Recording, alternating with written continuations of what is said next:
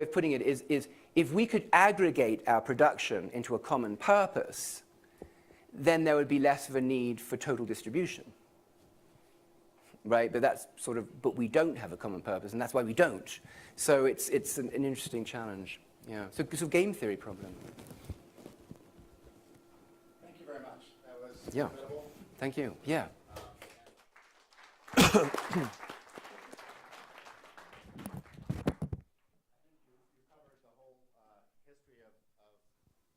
And every interesting idea in science, from physics to cosmology to biology to computer science, all in 45 minutes. So amazing. Thank you.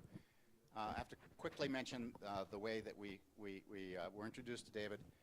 It was kind enough. Trent McConaughey of Ocean Protocol knows David and was kind enough to make the introduction. Trent and I, about 9 months ago, after several beers in Berlin over dinner, we're arguing over what would be the first non-biological form of life. I claimed it would be a car. Trent claimed it would be a blockchain. So, David, before you leave, can you just settle this argument for us? Car, blockchain, or neither of us right? Well, blockchain's much better than car. All right. I have to tell Trent he won. All right. Thank you so much. The next speaker is Nick Pudar from GM. Nick is the director of GM Strategic Initiatives. He explores options to leverage new technologies, new mobility business models, and emerging consumer expectations. Nick, I've known Nick for about a year now. Nick is, I think, the only one here who was part of the original group that met at MIT Media Lab a year ago to talk about whether there was a reason for automakers and people in the mobility space to get together to talk about what we could do with blockchains, distributed ledgers, and other technology. Nick and I rode back to the airport together after that meeting, and I said, Nick, you know, our discussion today, it was all over the place, lots of interesting ideas, but I don't have a clue of how to get started. And Nick said, you know, we really needed a digital birth certificate for a car. And that became our first project. So Nick, thank you for that idea. Thank you for all your contributions, and welcome. Well, thank you. David, thank you. I loved the talk. My only contribution to complexity in this talk is the background of my presentation is a set of dots generated from a true random number hardware generator. So that's the geekiness coming out.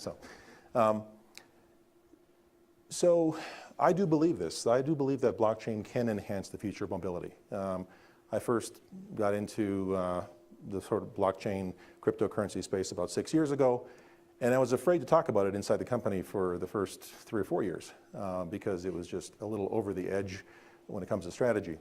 And so, you know, in every audience, even in this group, there is a broad range of knowledge and experience on different topics. But the one thing that I do believe that we all can get better at is learning how to explain this stuff to decision makers, people who own resources that need to get allocated to actually intervene in the systems that will make this stuff more effective for us. And so the very first few minutes, I'm going to just share with you how I communicate to our executives why this stuff matters. And the very first chart is this one that I show them. I say, you know, the objectives of a little blockchain 101 is, first, we need to get past the buzzwords and the hype. We need to understand why does this even exist? What was the motivation for this existing? How does this stuff actually work? And then what are the relevant applications for us? And I want to focus the most of my discussion on what I believe the relevant applications are in the automotive space and how this organization can move the needle in a significant way in those areas where we can agree and from a game theoretic standpoint actually work together. But this motivation for why should companies get involved in this stuff is pretty key. And the first few charts are exactly how I do this. I say, look, the internet has solved for secure information transfer. And there's a nodal structure. It's distributed, and information can flow. It's packetized. It moves around. It's very robust. If one node goes down or gets too slow, the information just finds its way.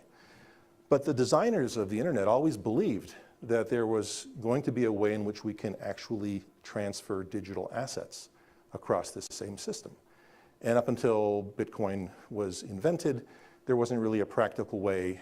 No one found the components that could work together in a way that would actually generate the kind of behavior that we wanted. And invariably, somebody would say, well, what about PayPal? And so I say, yeah, well, PayPal allows Alice and Bob, who, by the way, are brother and sister, if you never knew this. Alice and Bob, when Alice wants to send Bob some money, she can send it through PayPal. But the reality is it requires a middleman to be able to send a digital asset because of, as we know, the double spend problem, and digital information is just ones and zeros that can be copied as many times as you want. The reality is, and this always gets a chuckle from our folks, is that there are many, many middlemen and middlewomen in this space. And you know, PayPal's bank, which actually holds the money, doesn't trust PayPal. PayPal's bank doesn't trust Alice's bank. Matter of fact, there's the clearinghouse in the middle. Don't trust anybody. Nobody really trusts anybody. As a matter of fact, you know, Alice keeps her own ledger. She doesn't trust her bank. And in my household, I use Quicken. My wife keeps a check paper copy because she doesn't trust me.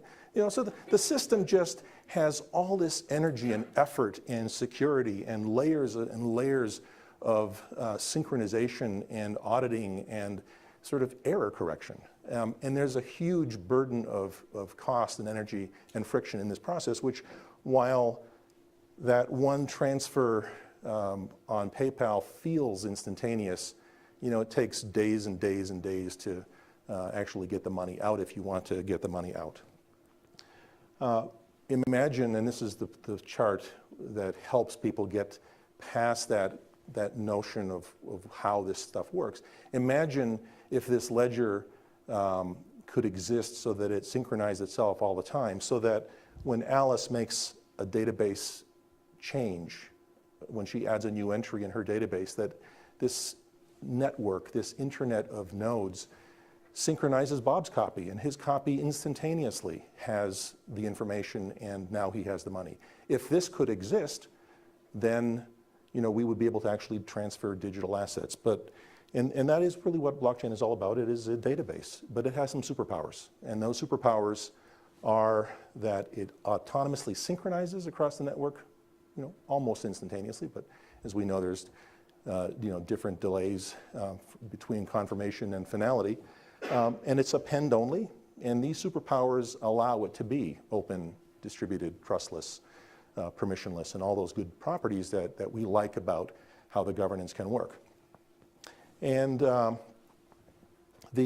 thing that is interesting is while Bitcoin was the mechanism that generated this, some of you may be aware, if not, it's a fun thing to read about, that the actual protocol was kind of invented in the 1500s in this Micronesian island of Yap. And who's heard of the island of Yap and the stone money? So maybe you know, a fifth of the group heard of this. But in around the 1500s, this island, it's a small island in the Micronesians in the Pacific, used this as their currency, these large stones. And the stones did not exist. It's a particular kind of a limestone, did not exist on their island. They had to send the young men of the island out 290 miles by canoe to the island of Palau, where this limestone existed. And then they would quarry it, they would mine it, they would carve it, they would put it on rafts and then drag it back 290 miles to the person who commissioned the work. And that would then get put in front of the huts, and the huts are gone, but that's where the stone stays forevermore. And the purpose of the whole is that the log can be put through it, and it can be carried by as many people as necessary, depending on the size. The larger the stone is, the more valuable it is. And so how do you transact with this, right? So it never moves. It actually sits in front of the house of the benefactor. And so if I wanted to pay Chris for something, you know, for some land or for his grandmother's apple pie recipe or whatever it is, I would get the entire community together in the village. And I would say, I, Nick Pudar, I'm going to give Chris Ballinger 1/3 of my stone in exchange for some land and his grandmother's apple pie recipe. And the entire community would hear this and check their mental database to see whether or not they remember me actually ever giving any of my stone away before. No, this is all of Nick's stone, so you know, he now gave Chris 1/3 of the stone, and it's now Chris's stone. It doesn't get written down anywhere. It is in the shared, synchronized database of memory. And for hundreds of years, this worked this way. You know, if a year later I happen to be walking through the trails and I see Chris, I say, hey, Chris, remember that tenth of the stone I gave you? What'd you ever do with that? And Chris would say, what do you mean tenth? You gave me a third of it. And he would grab the first person he sees. He'd say, Dave, you know, how much did Nick give me? And Dave would check his database. And he'd say, he gave you a third. And he'd ask one other person, and the consensus would very quickly invalidate my claim that I only gave him a tenth. And so this system worked for hundreds of years. As a matter of fact, the largest stone that was ever carved and mined in this process was a 25-foot diameter stone. And while it was being dragged by raft to Yap, it capsized in a storm, and it fell to the bottom of the ocean. Well, does it exist? And the answer is, well, the guys that carved it knows that it existed. The other people that were on that journey saw it. They know it existed. It's at the bottom of the ocean. So what is the difference of it being at the bottom of the ocean or in front of somebody's hut or the ones and zeros in your bank account? Have you ever seen them? Have you ever checked them? You know, so it traded it for generations upon generations. That particular asset traded in their ledger system of a shared mental database. And so, you know, I actually believe that this, you know, and this has been studied by a lot of people for a lot of years.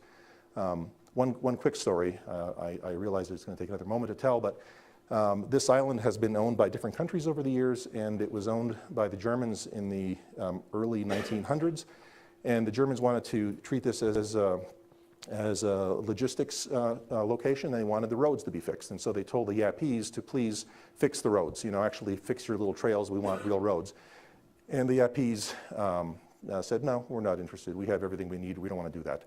And so they really couldn't figure any way to motivate the islanders to do this. And so one analyst had this brilliant idea. He walked around one evening and painted black X's on all the stones. And he said, we've confiscated your wealth. And of course, it was huge commotion because now they were impoverished. They had no wealth. You know, their lives were ruined. And so they quickly went and fixed all the roads, and then they got some solvent and erased the X's, and the wealth was restored. Now, Milton Friedman tells this story in a paper that he wrote when he was at the Hoover Institute. And he said, you know, in the early 1930s, France was concerned that the U.S. was going to leave the gold standard and wanted to give back the paper money that France had of U.S. dollars, and they wanted their gold back. And so there was a big commotion about this, and so the U.S. government agreed, and then France says, well, actually, don't give us the money, don't give us the gold back because there's a lot of security required to move it and store it and secure it. Why don't you just put a sign on our gold in your vaults that says it belongs to France, like an X, okay? And they did that, and guess what? There was a big concern that the U.S. has become, you know, lost a lot of wealth because the gold was gone. And it actually was one of the things that contributed, he claims, that contributed to the Great Depression. So this system actually contributed to how Bitcoin works. It's a set of functioning capabilities that existed based upon cryptography. You know, it's cryptographically secure transactions, decentralized protocol network, mathematically deterministic monetary policy, a decentralized transaction verification, the blockchain structure of linked hashes and Merkle trees, and all that stuff works through the game theoretic process of a social system to allow this digital asset to transfer and people to trust that it works. Now, as we think about how do we in the MOBI community apply this technology to make mobility better, we need to think about how to intervene in the system that we're in. So here's a picture of a guy who had a problem. He was encroached on both sides by these big walls, and he solved his problem by knocking one of the walls down. And you really have to understand the system that you're operating in because systems are complex. And in this particular system, he needed to look a little beyond where he was because you know, something's going to happen in a little while. So any idea about a couple of lessons of this process? Anybody curious? He's going to get promoted, by the way, for solving the original problem, and someone else is going to take the fall, literally. And so what I'm advocating is that we need to think about the broader systemic effects of our interventions. You know, we can look at blockchain technology as a very mechanistic system intervention in very minute parts of the business that we're in. You know, we all know that broadly, and again, I'm still using slides that I use with our executives. And I'm getting to the punchline here in a moment for just us. But we know about smart contracts and smart property and audit services and identity services, and all these things are categories of things where this could work. Doesn't mean that it's going to be the most effective thing to do, because existing systems work reasonably well. But specifically in the automotive space, there are all of these use cases of auto financing. There's vehicle access, there's geo-commerce, there's supply chain. And I'm sure that in all of our companies, there are different experiments and proof of concepts and different initiatives focusing on some of these things. I believe broadly the high value is threefold. One is in identity management. Second is in asset access. And third is in being able to fundamentally change the modality of ownership. Who owns the asset is very different of who operates the asset, is very different. Who uses the asset is very different from who can authorize its use. All of these different things can be decentralized. And so as Ron Coase, the Nobel laureate in economics, said, if you can remove the transaction costs, all of a sudden you can separate activities from within single entities. And this is, I think, what's going on. When I think about the future of mobility, autonomous vehicles are a very real piece of this thing. I put this chart together for myself, actually. It's the Eli 5, explain like I'm 5, how does this stuff work? And I'm not going to go through the details, but essentially the vehicle needs to know exactly where it is. It needs to know where does it want to get to. It needs to know all of the entities around it in the next delta time, maybe 20 milliseconds. And what their intentions are, and then based on that, how do I intervene so that I actually can close the loop and do this stuff? And so all these things happen both simultaneously and in sequence, and autonomous vehicles are an important piece. Now, what does blockchain have to do with this stuff? Well, the way that it works is you need to step back into a bigger system. And this is sort of how I view the GM strategic ecosystem. We've got advanced vehicles and capabilities, and all that stuff that was on the prior slide is sort of embedded in that vehicle. We also have an OnStar organization and connectivity for secure access to the vehicle, both in terms of instructions and data to the vehicle in the form of control or parameter setting, over-the-air updates, all those kinds of things. Also being able to pull information from the vehicle, either streaming or in discrete requests. Being able to have a suite of APIs so that both third-party industries and third-party developers can leverage that information, whether it's a specific piece of information from a single customer who wants their information used in exchange for some service, or whether it's aggregated information from the community of mobility and travel to provide access. What are the infrastructure ingredients between smart energy and smart grid systems and air traffic controllers for autonomous vehicles? How's that going to work? How do communities want to govern and regulate the mobility of commerce and activity in their communities? And other connectivity things. There's a lot of infrastructure aspects that are out there. And in the mix of all this stuff, we really are trying to solve, okay, we got blockchain technology, we all love it, we think it's pretty cool, but where's it going to intervene? And so I'm just going to turn it down to a simple little use case. We've got our Cruise automation, which is our autonomous vehicle business. We have Maven, it's a car sharing service. And so if a customer wants to provide or obtain access to a ride, whether it is a vehicle that they want to drive or in the future a vehicle that's going to drive them, they're going to request something. And that request requires identity to be managed. It requires authority to be managed. It requires authentication and access to be managed. And then who owns that vehicle? You look at the Uber and Lyft world, and their business model requires a certain percentage of their drivers to not understand depreciation. Okay, so if you get to understand depreciation, these mobility services, there's a lot of challenges in making it operate in scale.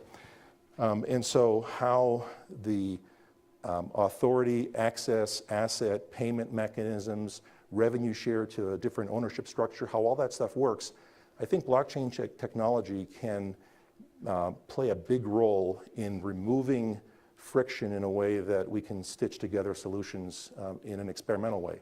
And as David said in the earlier conversation, you cannot know in advance what is going to work. You have to try a lot of things. And in the old view of these complex systems, the IT expenditure to try a solution is very expensive and very complicated. And I think what blockchain technology can do is allow us to very surgically address areas that we have a high intuitive perspective on. It's going to make an impact to allow new solutions to emerge. So last slide, actually you all know about this, is blockchain matter. In most cases, blockchain can be used but doesn't need to be used. I'm not going to go through that. But it's about new business processes. So it's not new business processes in exchange of an existing process. It's new business processes that transform the entire experience for consumers and for societies, because we live in social systems where all the parts and the whole have independent purpose and will to go change something. And I think the solutions that we're able to design and create are going to be critical to design those new business processes. So I'll pause there. I think we've got a couple minutes for a couple questions.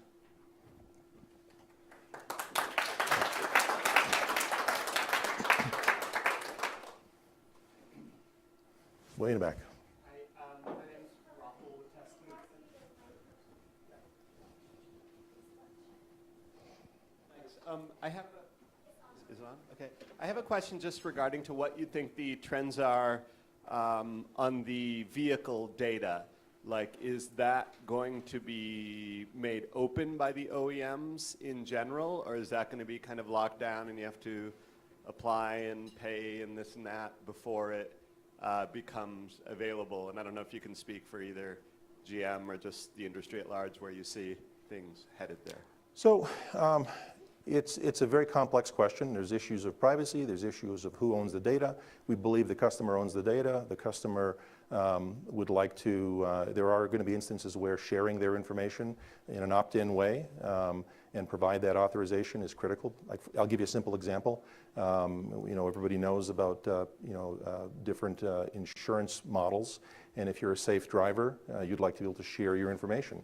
And so in our vehicles today, if you'd like to have your vehicle collect the driving information, you can see how you score in terms of hard braking events. That's the number one, number two, and number three thing the insurance industry has always wanted for a very long time, so that they can observe that, because hard braking events are very, very aligned with aggressive driving. And so if you can collect your information and get your information and you look like you're a safe driver, you can then submit that to several different insurance companies and get a discount on your driving. The very fact that that can exist causes the insurance companies to say, well, does that mean that people are not sharing their information or worse drivers? And so the whole pricing model is going to require some innovation as well. But I think cities who are trying to manage the congestion and manage emissions and manage safety are going to demand that certain kind of information be appropriately aggregated, anonymized, and made available so that better interventions can be made.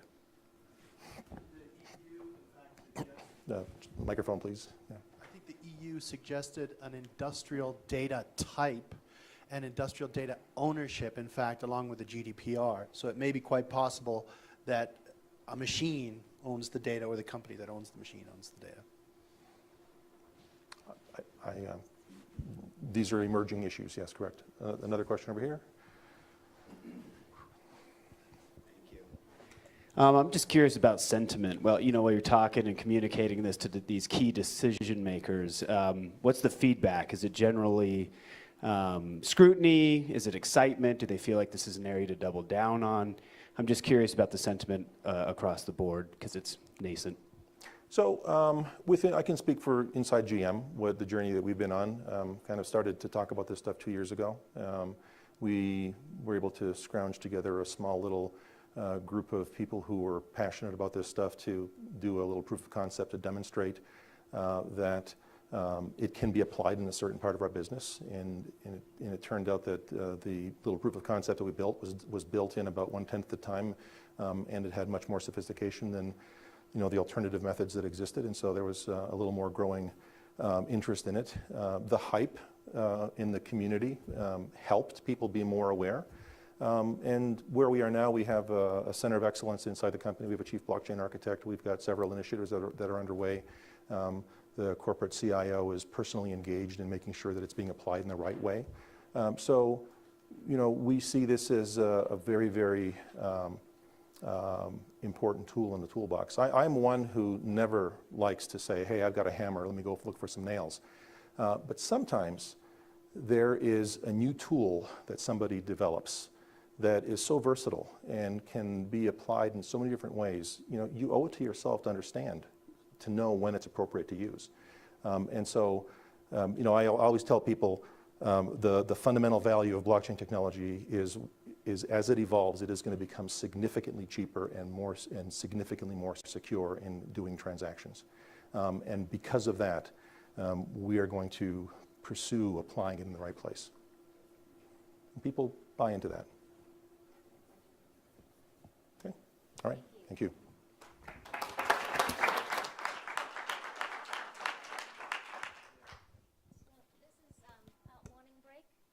This is our morning break.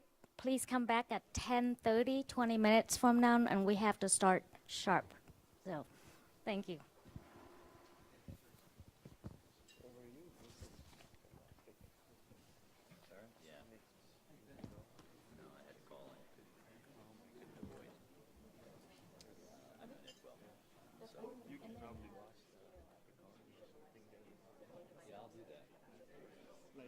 I was with them last